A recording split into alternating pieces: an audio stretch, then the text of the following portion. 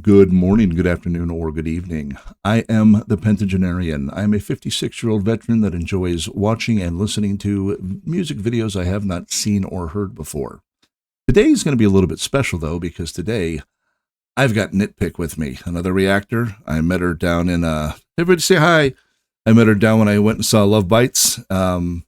We talked a little bit and decided it'd be a good idea to try to do some collaboration. So that's what we're doing.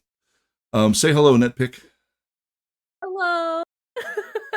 There you go. And I have forced her to react to two of my music selections, and in return, I'm going to be reacting to her music selections. And she has picked out Kingdom, the Retinal Circus official promo video, which is Devin Townshend. I know I've heard of the name. I know nothing about Devin Townshend. Are you going to reveal it for me, or am I going to watch it and go, holy shit? I mean, okay, so I'll give you like an inch of something. So Okay. he has several versions of this, but I want you to see this version mainly for the production value. It's a really cool production that he put on. It's kind of like an opera in the same right of like a lot of rock operas, but he's telling a story, and then we not only get Devin and his project, which is the band, and his playing and his singing, which some people find pretty unique for the person he is. Okay. But then we also get our singer Annika, who's the woman that you will see. It's just, you have to be blessed by her voice. So that's all I'm going to give you. That's only fair. I mean, I blessed you with some amazing female voices, so let's see how this goes. So again, Kingdom, the Retinal Circus, and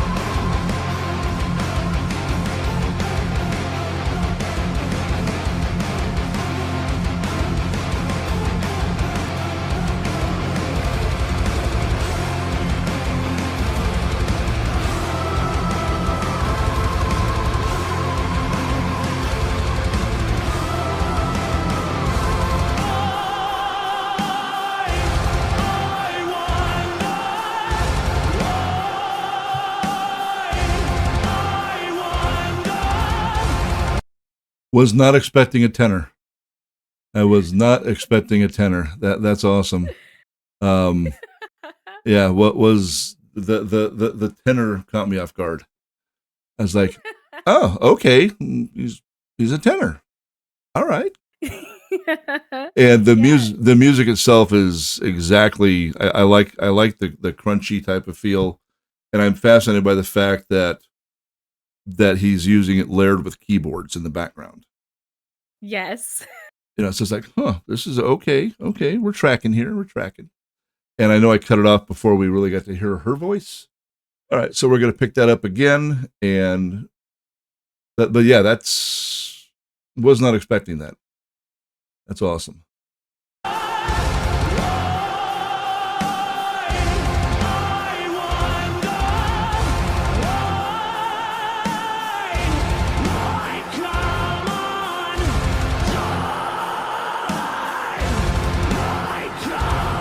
Nice.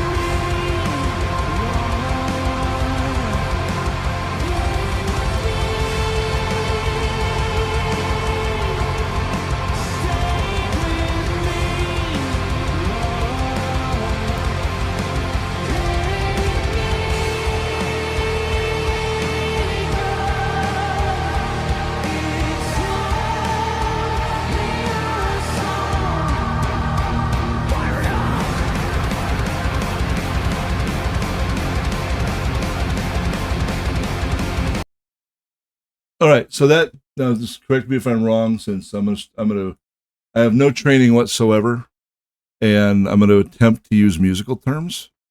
So I apologize ahead of time if I totally borked this up. It sounded like they went into a double time almost. Yes. Yeah. Okay. They jumped. Yeah. I was like, oh, that was unexpected. I'm liking this because there's almost, even though it's only the primary vocals are his and hers, there's almost a choral or hymn aspect to this song. I don't know. You caught it. Yeah, there's something. I don't know if it's meant to be elevating, but there's something very elevating about the way it's constructed. Yes. But it does seem like a choral or a hymn piece to something, and I'm going to assume that since we're over halfway through the video, that it's a joyous praise of the union of these two individuals.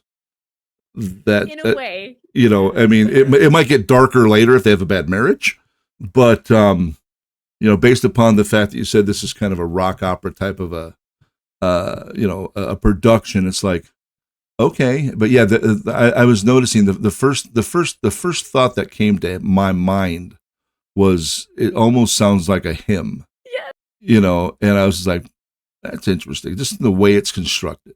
So I like that, and I thought it was interesting. So did I catch what you were hoping I would catch? Was that? Yeah, you're catching. It's funny that you're catching that, but like so far, I guess like I know that we're not hearing as much of Annika in this version of the song that they have. There's tons of other ones, but this one is where they blend a little bit more. But right, like considering like my curiosity is like whenever someone listens to Devin Townshend Project, I always have to ask like his vocals, the way like what he's doing is like, what do you think about it? The transition between clean and his. I'll be honest. Have you listened to Tommy Johansson? Have I? I don't think I have. He was, for a while, he was one of the guitarists for Sabaton. And he's always had this YouTube channel where he's done covers. And he does all the instruments on it, you know, guitar, drums, keyboards, whatever is required, he plays. And he has a very a good tenor voice, but he also does the harsh and clean vocal combos depending upon the cover he's doing. So it's not a complete mind blower, but I like that ability for someone to have a really good clean voice and then transition into the harsh, much as say Tatiana from Ginger on Pisces that everybody's seen and knows and loves now. You know, that was the thing that caught me about her, was her ability to go between clean and hard. And he's doing the same thing. And is he classically trained? See, that's the funny part. He's not. Okay, well, interesting. Well, I mean, yeah. and the funny part is neither's Tatiana. She was never trained at all with her vocals. So here's two independent people who have developed a vocal style. And my comment on that is simply, it's a sign of the times. I mean, people are finding new ways to express their emotions. And I think that's one of the beauties of music, is the fact that I love music that moves me. And that's why I don't listen to the radio anymore, because the only movement I get listening to the radio is needing to use the restroom. So to be plain and simple there, because when I mean, the new vehicle I bought last night, it was tuned to a local, you know, popular radio station, and it was like kryptonite. I'm like, I don't know if I want the vehicle because it's playing that stuff. Like, turn off the radio, dude. It's like I didn't even want to get into it. But yeah, I really like his voice. I mean, if there are people that don't, well, you're wrong. I really enjoy his voice. It's unique in the fact that he has a very clean. That's kind of a mid tenor, isn't it? I mean, it's not a high tenor. I don't know the proper term Yeah, I mean, I don't know what the different I don't know what the different tiers of tenor are, or if they even have one.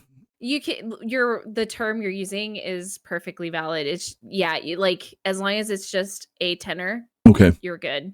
All right, cool. Yeah, yeah, because I notice he's kind of mid range. Like Tommy, he has a high tenor, like a very high tenor, and I was like, huh. But I like Devin's because he uses the harsh vocals for emphasis. And I like that rather than the whole thing being just harsh vocals. Now, some songs that's suitable, but not this one, and it would lose the hymn quality of it. Yes. So, right.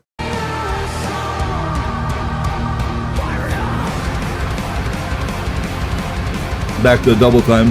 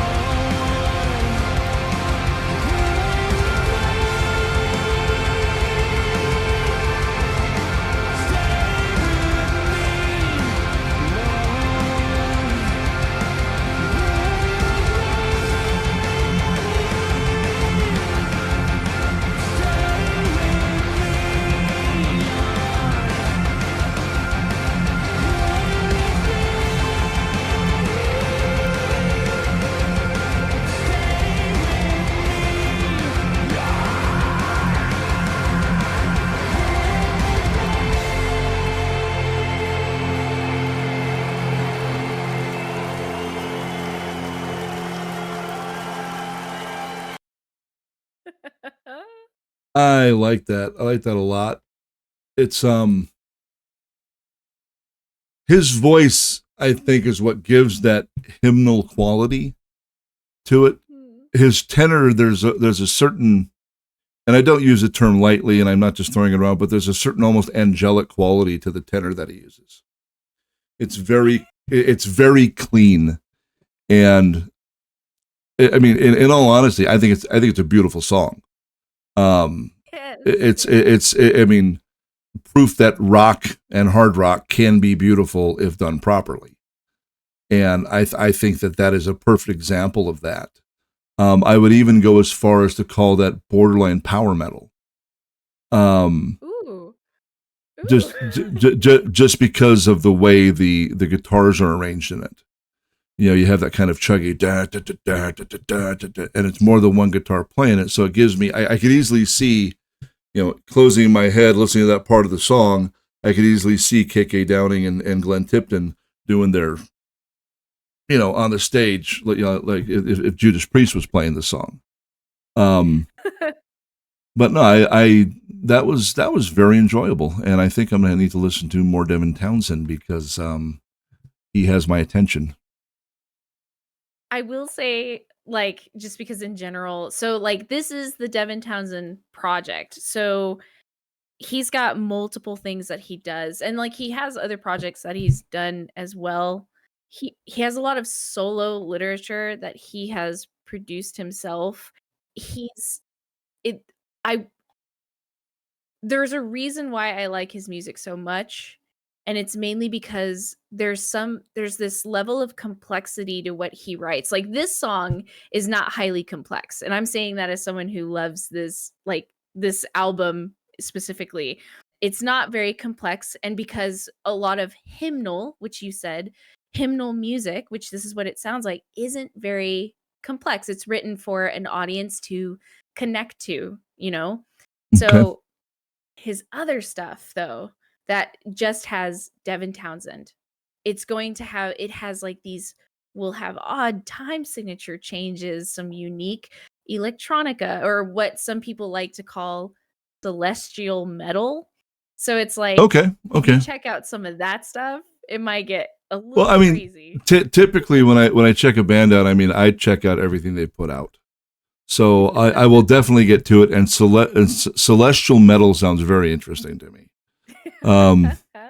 It's reminiscent of there were two New Age artists years ago, Andreas Vollenweider, and the other one was Jean-Michel Jarre.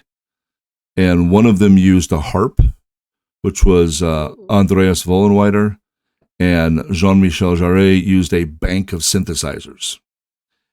And he had almost what I would call like space opera music. It was just insanity. And then Vollenweider did a lot of, I think he recorded one album inside a cave, where he used the acoustics of the cave, and then you could hear water trickling. It's like he mic'd the little area where the water was dropping in.